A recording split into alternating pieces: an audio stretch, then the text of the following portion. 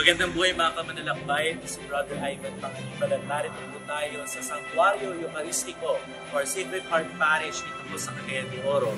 Ito po ang unang shrine dito po sa Archdiocese ng Cagayan de Oro.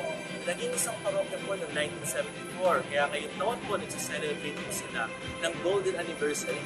Ito po ay nalipat naman po from the previous place po nila dito sa current po na location 2002 at ito po ay naging shrine in 2008. Ito po ay under po ng Sacramentino Fathers and Brothers o yung Blessed Sacrament Fathers and Brothers ng Pilipinas. Ito ay isang place of perpetual adoration na ilalagay po sa Santo Sacramento for the veneration of the faithful, the adoration of the faithful mula umaga hanggang hapon. Kaya tara po, pumunta po tayo sa simbahan ng Santuario Eucharistiko.